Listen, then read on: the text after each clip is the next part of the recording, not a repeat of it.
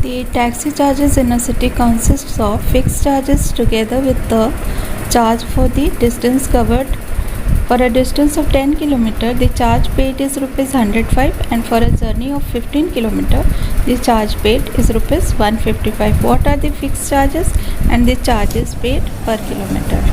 Question के अनुसार हमें पहले फिक्स्ड चार्ज एज्यूम करनी होगी और इसके साथ ही पर किलोमीटर क्या चार्ज लगेगा ये एज्यूम करना होगा। पर किलोमीटर चार्ज इसलिए एज्यूम करेंगे कि अगर हमें 1 किलोमीटर का पता होगा तो हम कितने भी किलोमीटर का पता कर सकते हैं। तो सबसे पहले फिक्स चार्ज हम लोग x मान लेते हैं एंड द चार्ज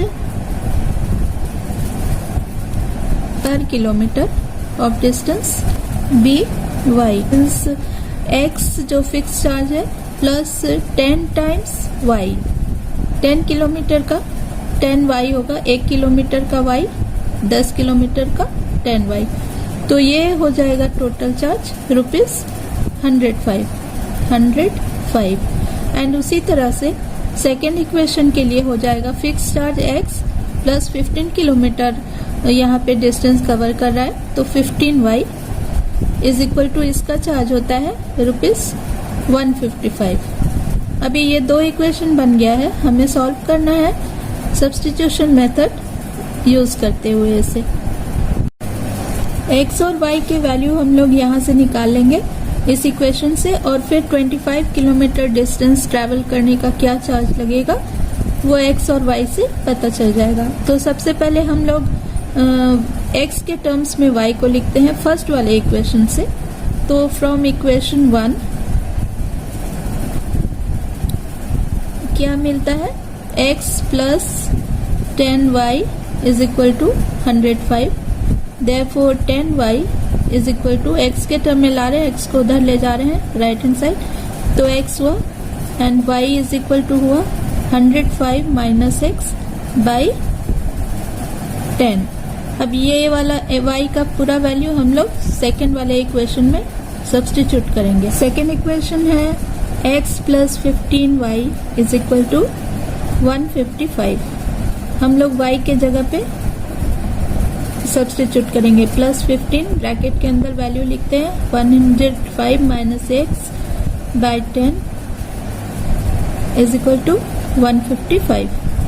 अब 15 से मल्टीप्लाई कर रहे हैं तो x प्लस 15 5 से 75 का 5 बचा 7, 15 0 जा 0 होता है एंड 7 7 हो जाएगा एंड 15 1 जा 15 हो जाएगा। 1575 माइनस 15x एंड ये divided by 10 is equal to 155। अब एलसीएम ले लेते हैं 10 का, यहाँ पे है 1 हो गया 10 तो ये 1 10 जा होगा तो 10x हो जाएगा। 10x प्लस यहाँ पे 10 1 जा होगा तो सेम टू सेम वैल्यू रहेगा 1575 माइनस 15x। अभी हम लोग इसको इज इक्वल टू 155। अब हम लोग इसको 10 को राइट हैंड साइड ले जाते हैं तब वैल्यू हो जाएगा इसका 10x plus 1575 minus 15x is equal to 155 into 10। अभी x के टर्म्स को यहीं पे रखेंगे that is 10x minus 15x। इसको कैलकुलेट कर लेते हैं तो 15 में से 10 माइनस होगा तो माइनस 5x बचेगा। Minus 5x is equal to 1575 को राइट हैंड साइड ले जा रहे हैं और इसे कैलकुलेट भी कर लेते हैं 1550 हो गया माइनस 1575। देखो 10 से मल्टीप्लाई करेंगे तो यहाँ 0 लग जाएगा तो ये 1550 हुआ है एंड ये 1575 हुआ है और यहाँ पे माइनस 15x में से 10x को माइनस किया है तो माइनस 5 बचा है तो माइनस 5x हुआ। अब ये माइनस और यहाँ से हम लोग माइनस कर लेते हैं इसको तो 75 में से 50 माइनस होता है कितना होगा 25 माइनस आता है। ये माइनस को और ये माइनस को हम लोग कट कर देते तो ये होता है 5x is equal to 25। Therefore x is equal to 25 by 5 is equal to 5 means जो फिक्स चार्ज है उसकी वैल्यू है ₹5।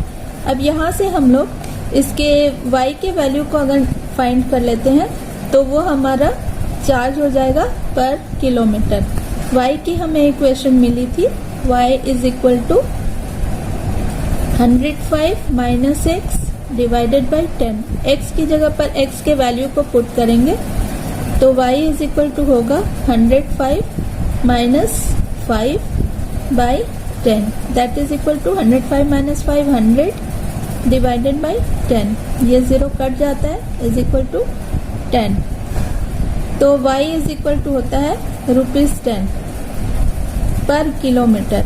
1 किलोमीटर डिस्टेंस का 10 होता है। हमें अभी फाइनली निकालना है 25 किलोमीटर डिस्टेंस का कितना चार्ज होगा। Charge for 25 kilometre is equal to होगा fix charge plus charge for 25 kilometre. तो ये होगा x plus 25y because y है 1 किलोमीटर का, तो 25 किलोमीटर का 25y। तो इसका चार्ज हो जाएगा इज इक्वल टू x का वैल्यू है ₹5 प्लस 25 इंटू y का वैल्यू है 10, इतना हुआ is equal to 5 plus 25 into 10 हो गया 250 इज इक्वल टू, फिर इसको 5 को प्लस किया तो 255 मीन्स 25 किलोमीटर ट्रैवल करने के लिए ₹255 चार्ज लगेगा taxi. A fraction becomes 9/11 if 2 is added to both numerator and denominator. If 3 is added to both numerator and denominator, it becomes 5/6. Find the fraction. Let the fraction be. Fraction कैसे होता है? x by y मान लेते हैं इसको। Fraction b x by y। इसमें numerator है x and denominator है y। तो when this is if 2 is added to both numerator and denominator means x में भी +2 करेंगे एंड जो y है उसमें भी +2 करेंगे। when we do this तो ये this will be equal to 9/11। ये इक्वेशन 1 हो गया। इसके फॉर्मेट को हम लोग बाद में चेंज कर देंगे। तो यहाँ पे दूसरा कंडीशन है कि 3 is added to both the numerator and the denominator means यदि x में x +3 करते हैं एंड यहाँ पे y में +3 करते हैं तो द फ्रैक्शन बिकम्स 5/6। इसको हम लोग क्रॉस मल्टीप्लिकेशन करते हैं, ये ऐसे मल्टीप्लिकेशन हो जाएगा एंड देन इसको हम लोग चेंज करेंगे। तो पहले फर्स्ट वाले इक्वेशन को करते हैं। तो x + 2 पूरा 11 से पूरा को मल्टीप्लाई करेंगे तो 11 x + 2 इज इक्वल टू 9 भी यहाँ मल्टीप्लाई हो जाएगा। इसे क्रॉस मल्टीप्लिकेशन भी कहते हैं।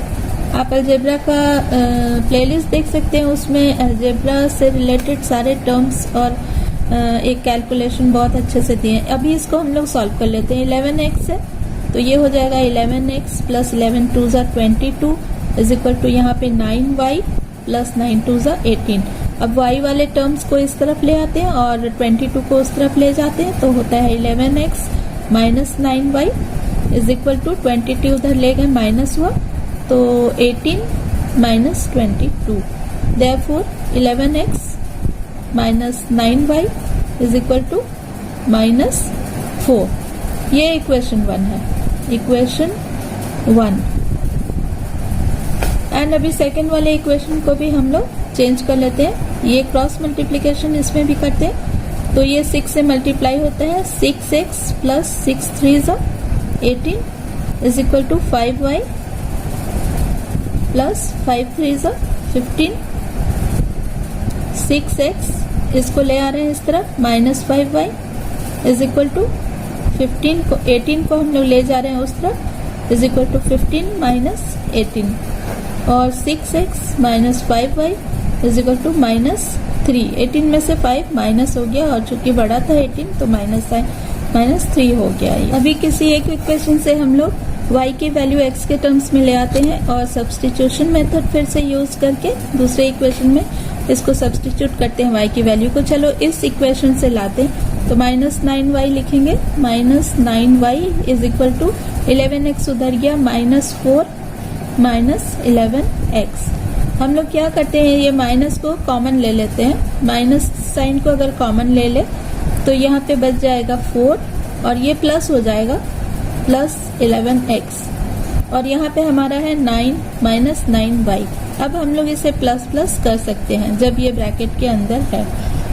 इन अल्टरनेटिवली आप सारे का साइन चेंज कर सकते हैं। This will B plus, this will B plus and this will also be plus. तो अब देखो यहाँ भी सारे प्लस हो गए, तो 9 को हम लोग ले जा रहे हैं उस तरफ, तो ये हो जाता है 4 प्लस, पहले 11x लिखते हैं, 11x + 4 / 9। इस वैल्यू को y का इस इक्वेशन में हम लोग सब्स्टिट्यूट कर देते हैं। तो यहाँ पे है 6x - 5 और y की वैल्यू सब्स्टिट्यूट कर रहे हैं, 11x + 4 / 9 = -3। अब यहाँ मल्टीप्लिकेशन कर रहे हैं, 6x - 11 5 55x। ये प्लस जो है माइनस हो जाएगा बाहर आकर के, बट अभी हम लोग नहीं चेंज कर रहे हैं, इसको ऐसे ब्रैकेट के अंदर सेम टू सेम लिख रहे हैं। 5 4 जा 20 / 9 = -3। अभी इसका हम लोग एलसीएम ले लेते हैं। 9 1 9 जा 9 9 6 जा 54 54x - 9 1 जा 9, सेम टू सेम वैल्यू आएगा। 55x बाहर निकाल रहे हैं तो माइनस हो गया, 20 = -3।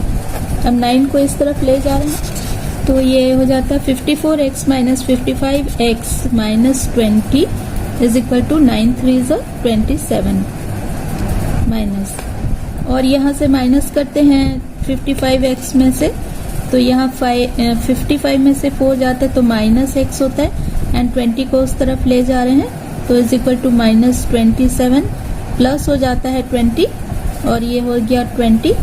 फिर से हम लोग माइनस कर रहे हैं यहाँ पे, तो 7 में से 0 गया हुआ 7, 2 में से 2 गया 0 -7। अब इसे फिर से चेंज कर देते हैं, therefore x = आया 7। अब इसको हम लोग y के का जो इक्वेशन है उसमें हम लोग सब्स्टिट्यूट करेंगे। तो y का इक्वेशन है y = 11x + 4 / 9, तो = होगा 11 और यहाँ पे लिखेंगे 7 + 4 / 9 = 11 7 जा 77 + 4 / 9 = 4 को हम लोग यहाँ पे प्लस कर देते हैं। 7 और 4 11 का 1 हुआ एंड 1 बचा 8 हुआ, 8 1 / 9 9 1 जा 9 9 9 जा 81, therefore y = 9 हो गया। therefore the fraction is, x की जगह पे लिखेंगे 7 एंड y की जगह पे लिखेंगे 9, that is 7 / 9। 5 years hence, the age of Jacob will be 3 times that of his son. 5 years ago, Jacob's age was 7 times that of his son. What are their present ages? इस तरह के questions बहुत common है और हमेशा आते हैं और इसमें गलतियां भी बहुत होती है। तो यहाँ पे कुछ भी जब एज्यूम करते हैं तो हमें ये ध्यान रखना चाहिए कि हमेशा हम लोग प्रेजेंट एज को एज्यूम करें। प्रेजेंट एज एज्यूम करने पर जो भी रिलेशन हो, 5 years एगो हो या बाद में हो, लेटर हो, तो उसके साथ रिलेट करना बहुत इजी हो जाता है।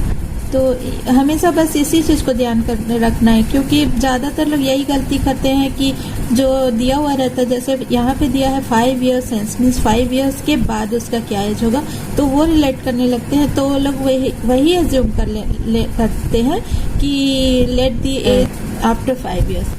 तो यहाँ पे हम लोग एज्यूम करते हैं let Jacob's present age be x and his son's present age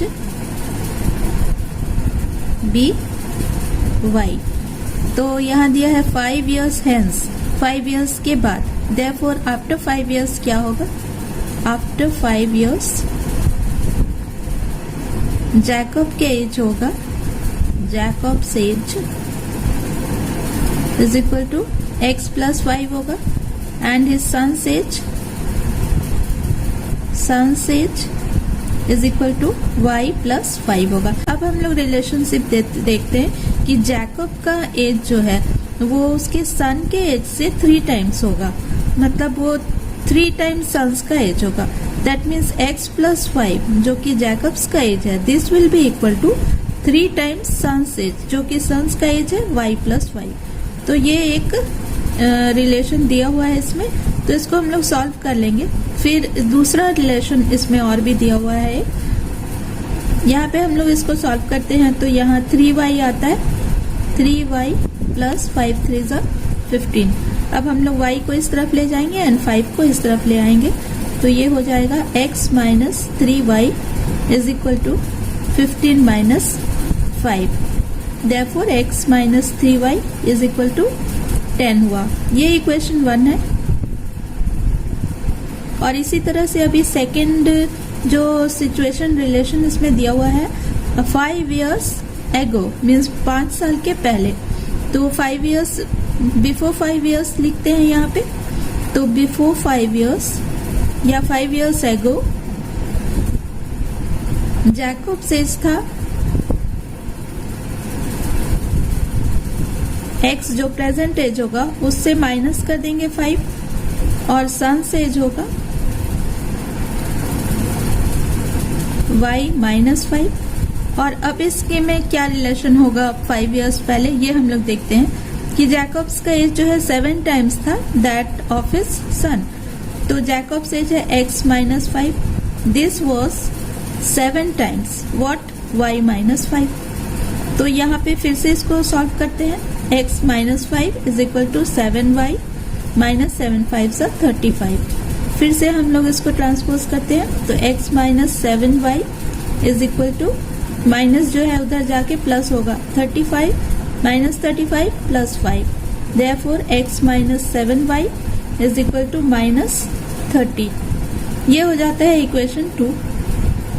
अब हम लोगों को 2 इक्वेशन मिल गया है, लीनियर इक्वेशंस। अब हम लोगों को इसको सब्स्टिट्यूशन मेथड से सॉल्व करके x एंड y का वैल्यू निकालना है। यहाँ पूछा भी है वही प्रेजेंटेजेस क्या है।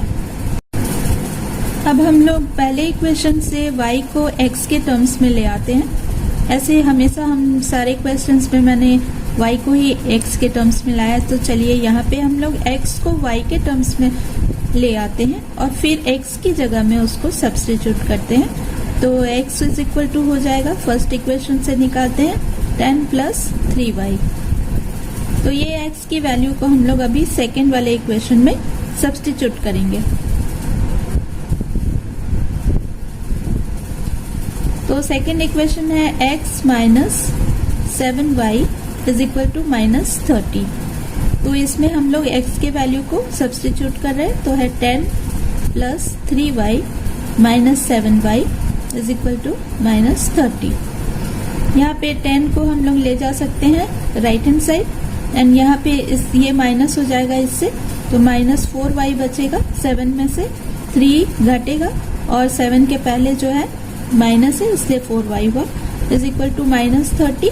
और ये भी जाके माइनस हो गया क्योंकि प्लस था, minus 10। Therefore minus 4y is equal to minus 40। दोनों माइनस माइनस प्लस हो जाएगा।